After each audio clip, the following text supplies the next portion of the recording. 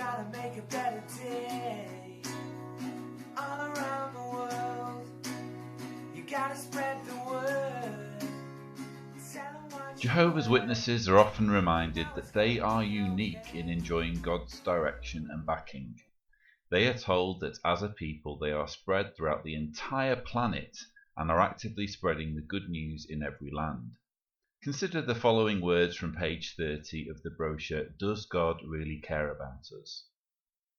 In his prophecy about the world's end, Jesus told of many things that would mark this period of time as the last days.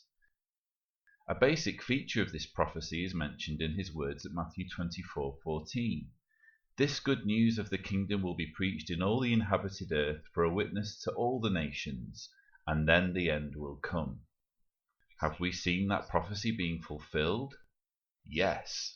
Since the last days began in 1914, Jehovah's Witnesses have preached the good news of God's kingdom throughout the world in the manner ordered by Jesus, namely at the homes of the people. Millions of witnesses call on people in every nation to talk to them about the new world. This has led to your receiving this brochure, as the work of Jehovah's Witnesses includes printing and distributing billions of pieces of literature about God's kingdom. Do you know of anyone else who preaches about God's kingdom from house to house throughout the world? And Mark 13:10 shows that this preaching and teaching work must be done first before the end comes. If you are a witness, you might read statements such as this and be instantly impressed that your religion really is present in every nation and that you are fulfilling the words of Matthew 24:14 by preaching in all the inhabited earth. However, is that really the case? What does the Yearbook tell us? You may occasionally glance at a statistic at the bottom of the worldwide report.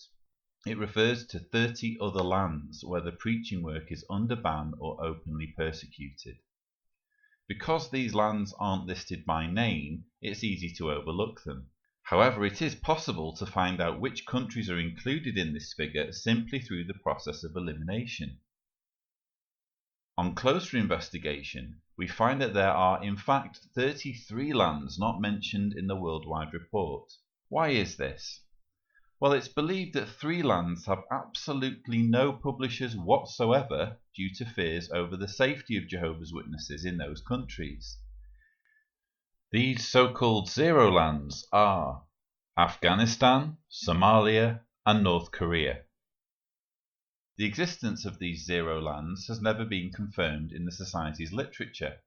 However, they are revealed in a talk in January 2007 by Society representative James Rayford. Here is a clip from that talk.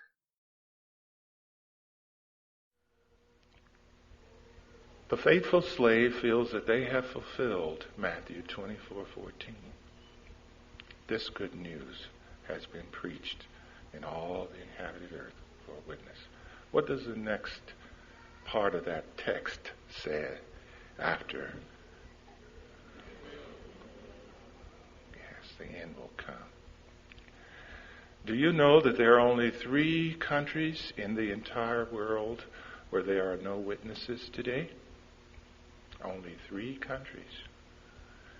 They are Somalia, North Korea, and Afghanistan. That doesn't mean that the literature is not in those countries. There's no witnesses there.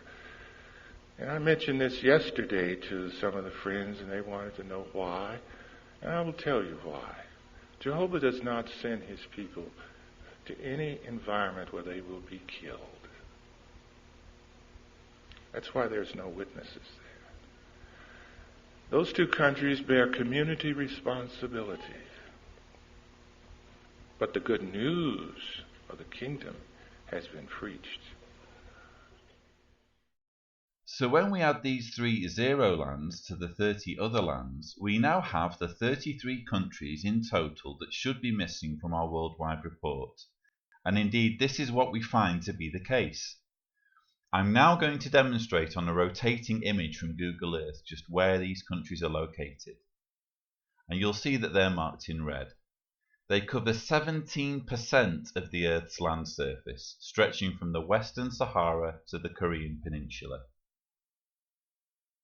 In Africa, from west to east, you have Mauritania, Western Sahara, Morocco, Algeria, Tunisia, Libya, Egypt, and then 3 countries grouped together in the Horn of Africa, namely Eritrea, Djibouti, and Somalia. As we move across to the Middle East, we have Syria, Jordan, Saudi Arabia, Yemen, Oman, Qatar, United Arab Emirates, Bahrain, Kuwait, Iran, and Iraq.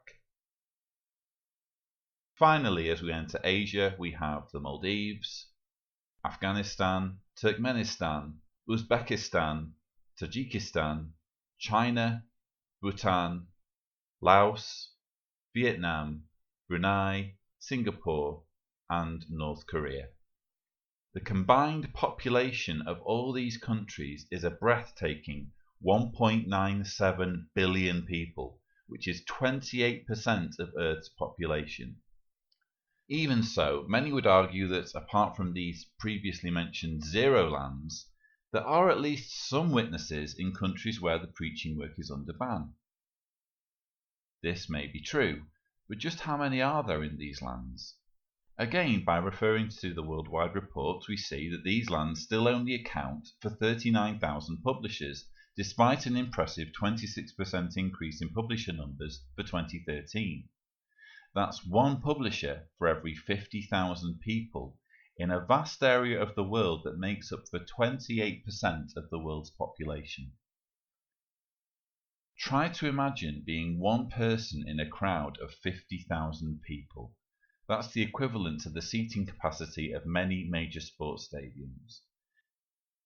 Now try to imagine preaching by yourself to all those people. This is essentially the task confronting witnesses in countries that are under ban. Only these ones know that if they try to preach openly, they may be persecuted by the authorities, or maybe even killed. Put simply, Jehovah's Witnesses are barely scratching the surface with the preaching work in the 33 countries where their work is under ban. But it gets worse. Even in some countries that are included on the worldwide report, where the work is not under ban, there are shockingly low ratios of publishers. For example, India and Turkey share publisher ratios of 1 publisher in 30,000 people or more. Mali, Niger, and Sudan have ratios of 1 in 50,000 or more. Pakistan has a ratio of 1 publisher to 198,000 people. And Bangladesh, the 8th most populous country in the world, has a ratio of 1 publisher per 775,000 people. So it's not just in countries where the work is under ban that the preaching effort is failing to reach people. Even in countries that are included in the worldwide report, Jehovah's Witnesses make up such a tiny fraction of the population that their work goes virtually unnoticed. When we consider all of this, can we really say with certainty that Jehovah's Witnesses are fulfilling Matthew 24:14 and preaching the good news of the kingdom in all the inhabited earth for a witness to all the nations? Certainly the witnesses are preaching in many nations around the world, but in certain countries they are barely present at all. We may well ask, if the worldwide preaching work is so urgent, why is it that so many people in Muslim and communist countries are not being reached with the kingdom message? Does God not care about these people? Or is he for some reason not blessing the work of Jehovah's Witnesses so that all these people can be reached? Each one must reach his or her own conclusions having considered this information. What we can say with certainty is that Jehovah's Witnesses are really a very small religion, and certainly not as widely spread around the globe as Watchtower Publications would have you believe. You might consider it impressive that last year saw a peak of 7,965,954 publishers worldwide. However, consider this. The latest available statistics suggest that our planet is a home to 7.046 billion people. That's a global average of 1 witness to 884 non-witnesses. The 8 million who are witnesses account for only 0.113% of every man, woman and child on planet Earth. Given how much is at stake and that the great crowd of survivors is now supposed to be being gathered, does that figure really sound so impressive? If the witnesses were truly reaching people everywhere with their message, that would at least be something. However, in reality, easily a third of the world's population is not being reached with the witnesses' message, especially in countries that are under ban or where there are low publisher to population ratios. Imagine going out in the preaching work and only knocking on 2 out of every 3 doors, but leaving the 3rd door undisturbed. That's effectively what's happening in the global preaching work. People are being missed out in the millions. Surely these people should be important to Jehovah, so why is he not equipping his witnesses with the means to reach them? If Armageddon were to come tomorrow, would all of these millions of people in Muslim and communist nations be slaughtered, even though they've never heard the witness message? If Jehovah were to show mercy and decide to save the many millions of people who've never been preached to, then what is the point of the preaching work in the first place? These are all questions worthy of consideration, and again I would encourage you to reach your own conclusions. You may find some clarification as regards these issues simply by researching witness beliefs from an honest and objective perspective. You would then start to discover that things are not as black and white as you have been led to believe. As with many things in life, there's more to this than meets the eye. If you already have doubts about Jehovah's Witnesses, please know that you are not alone. Many like you are asking questions and finding real answers. For more information, please visit jwsurvey.org. Thank you so much for watching.